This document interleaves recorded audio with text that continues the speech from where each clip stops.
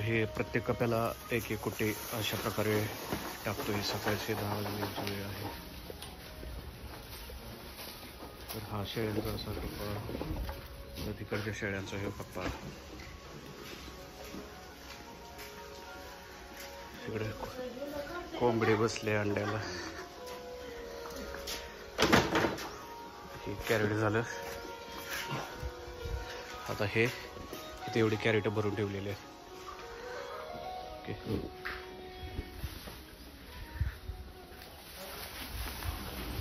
टाकताना एकदम कडच्या साईडने टाकायचं हे, जेणेकरून शेळ्यांच्या तोंडाला असं घ्यायला यावं. जर भांडण वगैरे कळतं शेळ्या. हे सकाळी टाकायची कुट्टी, दुपारच्या वेळेस गवत टाकतो आम्ही, आणि संध्याकाळच्या वेळेस शिवरे चारा, तो खास चारा. आता ह्या कप्याला हे दुसरं आहे, म्हणजे अगोदरच टाकलं होतं. सफिशियंट राहत आहे एवढाच चारा त्यांना.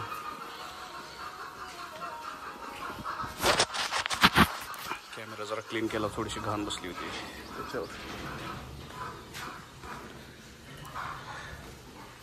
आणि एकदम लास्टला आहे ते बोकड.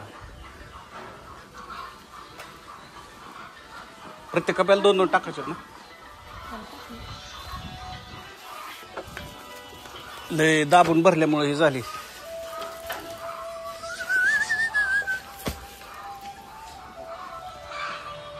इकडे सुका चारा. असे कधी ताजेच करा. चंदर थांब, तिकडे दर लय वज आहे. तर हे काय कॅरेटातले वजन राहते. तर हे घेऊन आम्ही टाकतो. इकडे टाकायचं, इकडे आणखी एक. तर हे आहेत आमचे भालचंद्र झुंजारे यांच्याकडे शेतीची कोणती पण कामं. तुमचं गव्हर्नमेंटचं आधार कार्डचं, पॅन कार्डचं, शेतीचा कुठला निधी येत नसेल किंवा काय, तर हे आमचे मित्र आहेत. तुमच्या कुठल्या केसेस वगैरे जरी असतील तरी त्या पण त्यांच्याकडे द्या. त्यांच्या खूप ओळखी आहेत, थोडेसे पॉलिटिक्स पण आहेत. तर थांब पकडतो.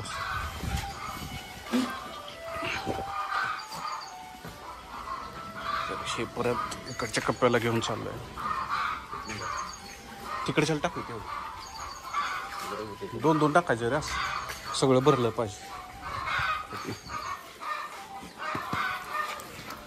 ते कोंबडीने अंडी घातले त्यामुळे कोंबड्या ओरडायले.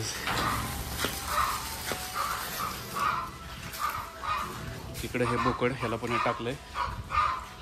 आणि इकडे हे कप्पा, हे जो आहे तो पिल्लांचा कप्पा आहे, तो जो विकायचा आहे. तर ह्या पिल्लांना ह्या गव्हाणीमध्ये खायला येत नाही, तर त्यासाठी पलीकडच्या ह्याच्यामध्ये जावं लागेल. पलीकडच्या छोट्या कप्प्यामध्ये जाऊन तिथं चारा टाकावा लागतो.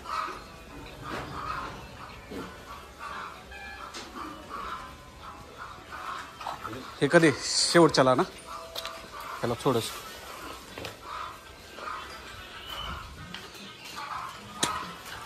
तर उन्हाळा आहे त्यामुळे लय धुरळा आहे, ते उडतोय. ऊन बिन तर एकदम जोरात आहे. पलीकडे शेतात हिरवी वैरण वगैरे सर्व आहे. तर आता ह्या पिल्लांसाठी कप्पा उघडून आज जावं लागत आहे. तर इथून हे दार आहे. चंद्र इथं नाही टाकायचे, आतल्या गव्हाणी टाकायचे.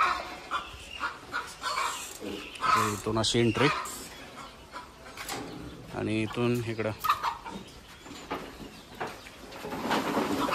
इथून हे असं टाकायचं.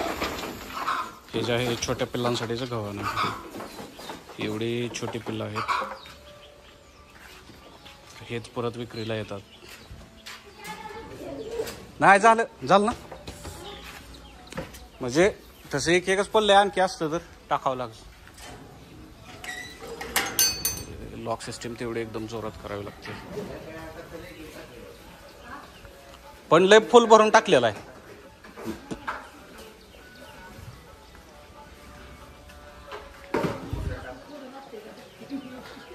म्हशीला ती राहू दे ना. हा, तो इकडच्या शेळ्यांना एक, तिकडच्या लेक टाक. थांब.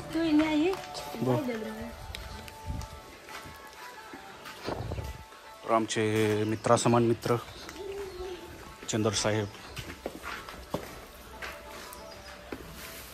यांचा खूप वोट आहे. हे डबल टाकलेलं आहे कारण मगाशी जी मी कॅरेट भरली होती ती खूपच फुल होती. टाकू काय?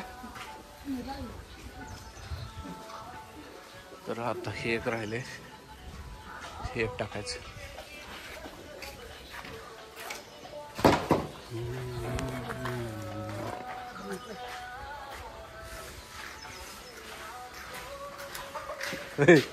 कोंबडीनं अंड घातलेलं आहे. हे चंद्रसाठी गिफ्ट. एकदम देशीवाला अंड. या अंड्यामध्ये जी क्वालिटी राहते ती कशामध्ये राहू शकेल. ॲक्च्युली मला हा फोटो काढता येईना, नाहीतर हाच थंबनेल म्हणून ठेवला असता. आजचा हा प्रॉपर व्हिडिओ आला एकदम.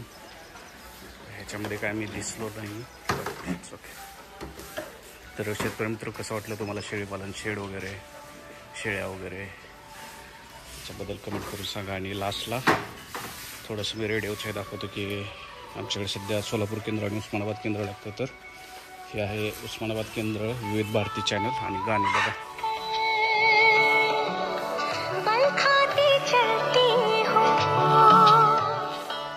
हा जो रेडिओ आहे तो एकदम उन्हावर चालतो, त्यामुळे उन्हावर सोलर प्लेट बसतो, त्यामुळे काय टेन्शन. आणि इथला जो आमचा कप्पा आहे हा आहे अंड्याचा कप्पा. तर इथे बघा आमची किती अंडी ठेवतो घरी. तर फ्रीजवर आई जाऊ का? यायची काय? बरं बरं मी तयार होतो. तर हे बाहेरनं शेड, इकडे डाळिंबाची बाग वगैरे. तर ऊन लागून नये, डाळिंब ऊन आणि करपू नये म्हणून त्यांनाही झाकलेलं आहे.